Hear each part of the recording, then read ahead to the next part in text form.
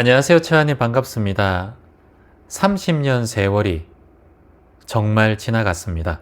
그땐 죽을 것 같은 아픔이었는데 지금은 그냥 그때가 아련합니다.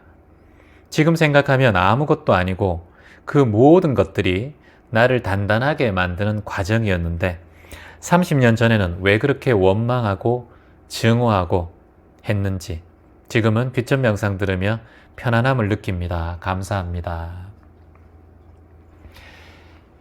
인생을 살아가다 보면 그때 그 순간이 별거 아니었구나. 아이고 그냥 지나갈 걸. 그때는 왜 그렇게 내가 그것 때문에 몸이 아팠고 마음이 쓰였고 힘들었을까. 그럴 때가 찾아옵니다. 10년 지나서 찾아올 수도 있어요. 하지만 20년 지나서도 안 찾아올 수도 있고 눈 감는 그 순간 후회해요. 아이고 내가 그 원망하던 마음 내려놓을 걸. 그래서 인간이 항상 마지막에 후회하는 것, 눈 감을 때 후회하는 것, 그 중에 하나가 원증회고라고 해요. 원증회고.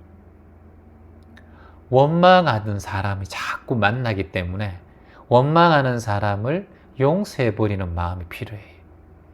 그 원망하는 마음을 자꾸 가지고 있으면 결국은 내 몸과 마음이 아프게 돼요.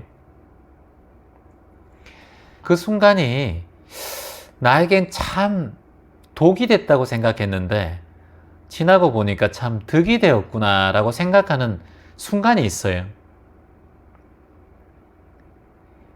예를 들어서 제가 예전에 운동장을 걸어가는데 제가 경북고등학교를 나왔거든요. 대구 경북고등학교. 거기에 팀이 양궁팀하고 야구팀이 있어요. 근데 이제 운동장을 걸어가면 야구 선수들이 이제 야구를 해요. 제가 운동장을 걸어가다가 야구 구경을 하다가 잠시 아래를 보니까 예쁜 민들레꽃이 있는 거예요. 민들레꽃이 있네라고 고개를 딱 숙이는 순간 여기로 위로 휙 하고 야구공이 지나가는 거예요. 이게 뭐예요, 여러분? 하찮다고 생각했던 민들레꽃 발 아래 꽃 하나가 나에게 희망의 꽃이 되고 나를 살리는 꽃이 되었을 수도 있어요. 그게 제가 만일 머리에 맞았다면 어떠한 사고가 났을 수도 있어요. 내가 고개를 숙임으로써 나에게 날아오던 야구공을 피할 수 있다는 거예요. 뭐가? 민들레꽃 하나가 내 생명을 살릴 수도 있었다라고 생각한다면 그 꽃이 곧 나의 생명이에요. 하찮은 민들레꽃이지만 그 운동장에 피어있는 민들레꽃 하나가 인간의 생명을 살릴 수 있는 존재가 될 수도 있다라는 거예요.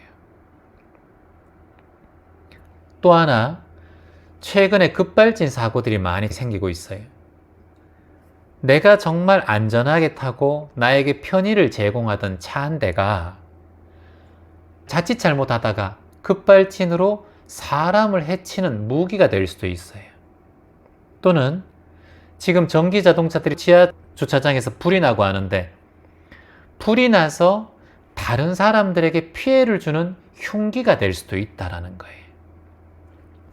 이렇듯 세상의 모든 것들이 어찌 보면 나와 연관이 되어 있다라는 걸 깨달으면 이 세상에 미워할 것도, 이 세상에 하찮게 생각할 것도, 이 생각에 원망할 것도 없다라는 것을 눈뜨게 된단 말이에요.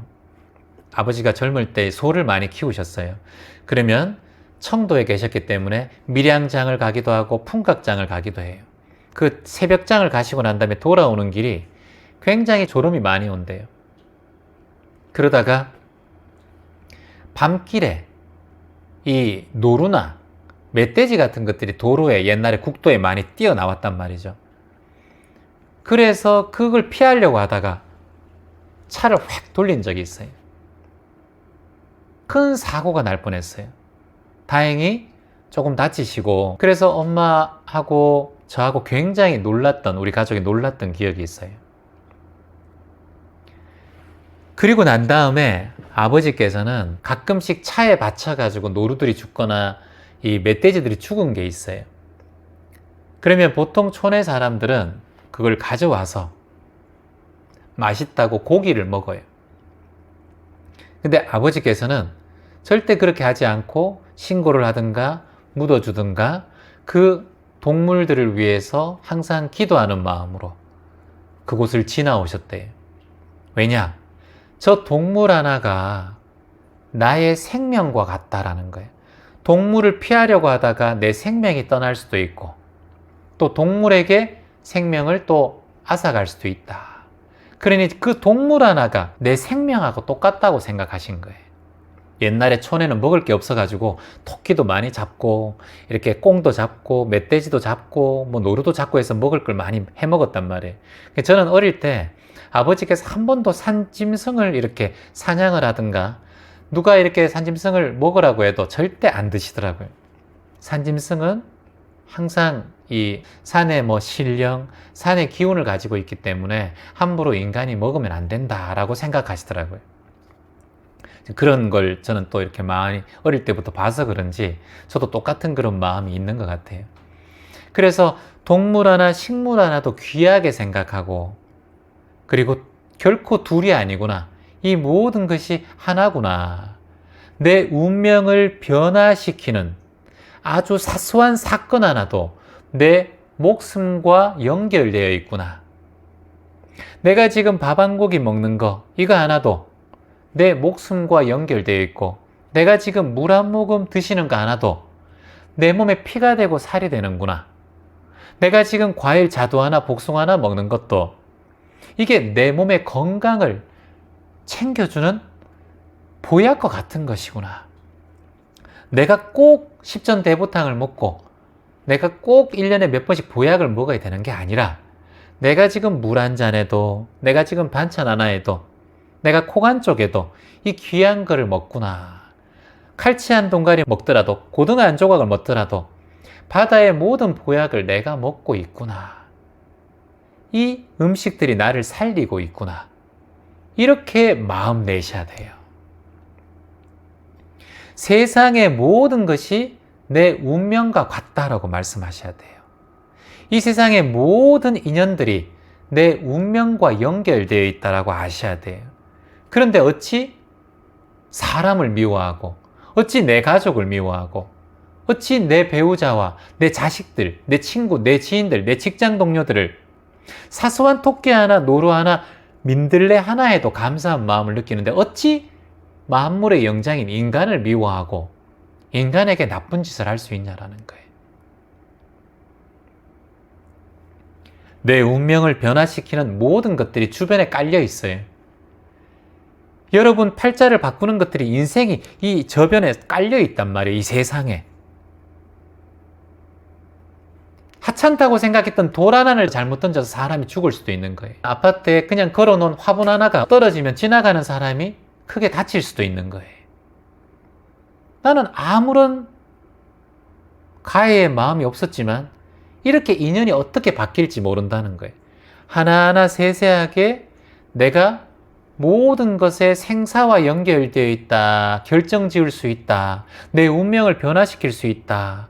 나와 모든 것이 연결되어 있다라고 마음 내면 그게 자타불이고 자타이려고 생사이려 생사불인 거예요. 삶과 죽음이 하나인 거예요. 둘이 아닌 거예요. 풀 한 포기와 내 마음이 둘이 아닌 거예요. 토끼 하나와 내 마음이 둘이 아닌 거예요. 지나가는 길고양이 하나와 내 마음이 둘이 아닌 거예요. 세상에 하찮은 것 하나가 없는 거예요. 다 소중하고 귀하고 아름답고 이 우주 만물에 하나하나 소중하고 애틋하지 않은 게 없다라는 거예요. 이 마음이 내는 것이 바로 인류의 시작이고 이 지구를 아끼는 마음이고 이 세상을 안을 수 있는 가장 큰 대보리심 또는 하나님의 예수님의 조건 없는 사랑이라는 거예요. 같이 함께 말해봅니다, 여러분. 어느 하나도 하찮은 것이 없다. 어느 하나도 소중하지 않은 것이 없다. 어느 하나도 부족한 것이 없다. 풀 한 포기도 완전하고 요 작은 조개 하나도 완전하고 민들레 그 하나가 완전한 거예요. 여러분도 온전하고 완전한 존재예요. 근데 어디 비교하고 지금 자꾸 우울하고 슬퍼하고 자신을 폄하하고 있어요? 누가 그렇게 하래요? 우주가 그렇게 하랍니까? 여러분은 지금 그대로 완전하고 온전한 존재예요. 이 세상에 하나밖에 없는 존재란 말이에요. 그러니 다른 사람의 생명도 살릴 수 있는 존재예요.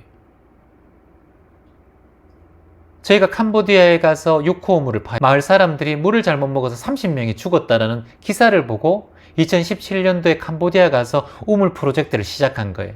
사람을 살리고자 하는 마음 하나로 갔어요. 그게 지금까지 이어오고 있는 거예요. 정말 살리고 있단 말이에요.